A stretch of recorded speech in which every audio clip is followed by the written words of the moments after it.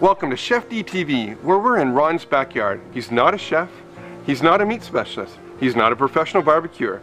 What he is though, is a man with passion. Passion for smoking and plankin.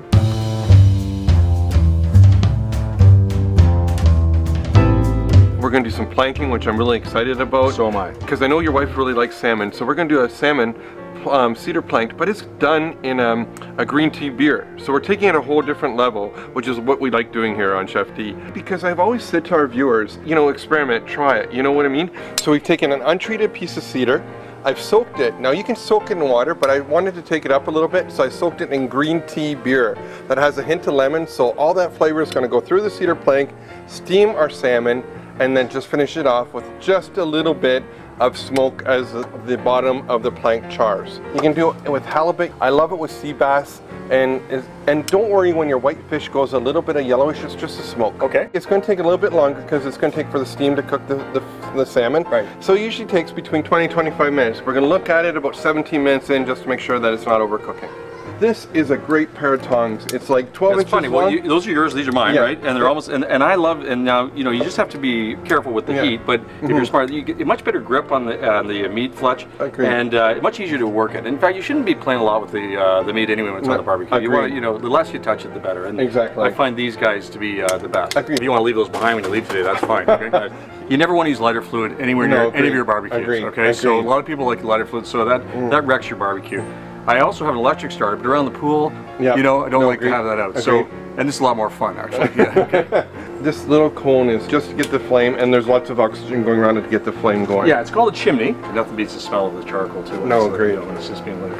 But where you move, it follows you. I know, I know. It's funny how that works. Just wait till I see a little fire in the top, maybe 10 minutes. Yep. And then I'll dump it in. I'll probably put a little more on top. You said to me when we were talking about this earlier, is that you said, I don't follow the recipe anymore. This is mine. This is, you know, where I took it. And I always say that recipes are like roadmaps. And, you know, there's 4 different ways to get the end result. Tailor it to the way you like it. It's awesome, and if I can say so myself. But I've done it a number of times, and you're right. You know, it is a bit of experimentation, and it just takes time. You know, and you got to. You know, so I enjoy being out here, and so I find it very therapeutic. Here we go with our marinated flank steaks with the Ron Baugh marinade. Look at that. Oh, Ron, how do you tell when your barbecue's ready?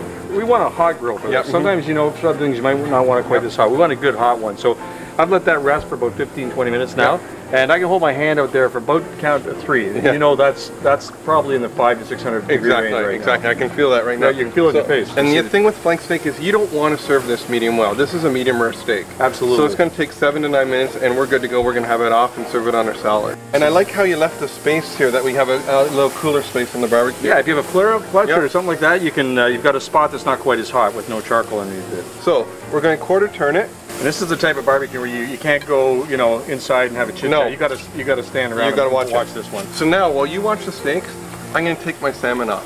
So Ron, you can just see that our board started. It's charred. It's got a little bit of smoke happening, and you can see on the salmon, and I want the viewers to see as well, is how a little darker orange. That's smoke. So now I leave my cedar plank on the barbecue, let it cool down. Now, some people have said to me, oh, I use it again. No, you don't want to. Okay. Because you don't want any of that food to sit there at a warm temperature because you're just going to get bacteria. As soon as it's done, the board costs you $1.99 to throw it out. Okay, and how do you know it's done? It's just firmed up a little bit, and it's just beautiful. Just grab it with your tongs.